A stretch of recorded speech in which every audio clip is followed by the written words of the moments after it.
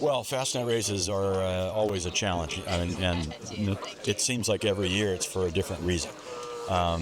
This year it wasn't a blustery, storm-filled, boats sinking sort of a race, but it still had everything you can imagine in an offshore race. I mean, we had rain, big shifts, darkness of night that made it hard with no moon, big waves for some period of time, strong currents, and of course, 30 tremendous competitors. We have been racing both divisions of boats since April in cows, and we knew the whole time that it was going to come down to very, very tight margins. And of course, it was a couple of minutes for us at the finish to be able to beat Jess, and it's going to be that way in the other fleet too. It's been that way all along. I would say that there hasn't been a lot of tension amongst the team, but everybody was very aware.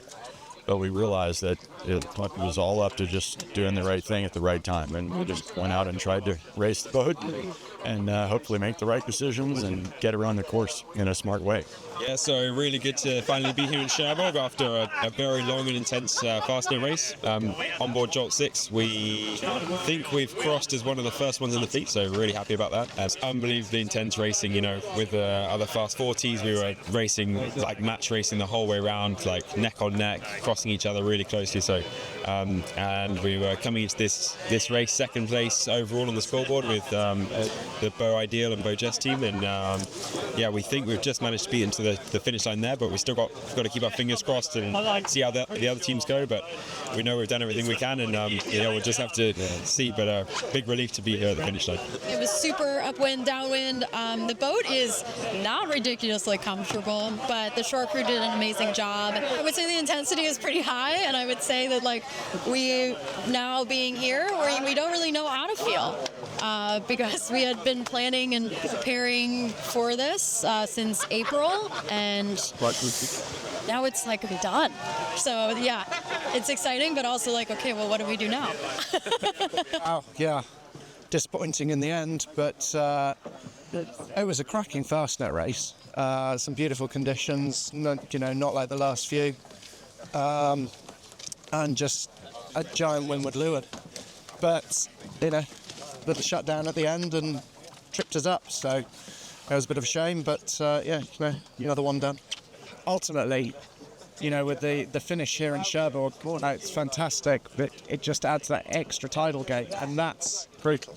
It can be a real bonus, but it can take away as well. And so with the shutdown that we had this afternoon, with the wind, and literally the wind being 180 degrees from where it should have been, and then the tidal gate as well.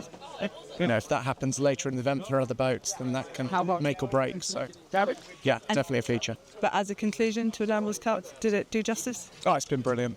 It's been absolutely fantastic. The heritage of it, the history. It's been a great event. The lead up to it was fantastic, and hopefully it goes on strength to strength and really showcases the sport, because it does everything. It does offshore, it does inshore, and it's team racing as well to some extent. So it's been a really, really good event. Thoroughly enjoyed it. Luckily, it wasn't an impossible race. I think that was a very enjoyable, and I think that we had the possibility to have a great result. Unfortunately, we lost by 55 seconds after 697 miles, and that's a little sad. But I think that I'm proud about what we were able to do it. This was day 11 in the water for this boat, and we were able to go around Fastnet, and it was a big challenge, but we did it thanks to Giovanni, thanks to the short team, thanks to everybody who was able to prepare the boat.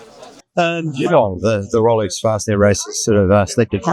We've done that a few times now. Bigger boats, so to do it on a small boat again, but did about 136 once before.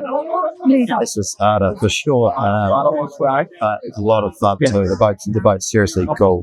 I think it adds a huge dynamic to the event because there's a lot of inshore races specifically, and not a lot have a strong offshore component. So to mix it up is actually really challenging for all the teams. And so the equal weighting between inshore and offshore, I think it's a really good way to do it. So you need to be able to be strong in both, and so yeah, I really enjoyed it. It's hard for everyone, but at the same time, it's what makes it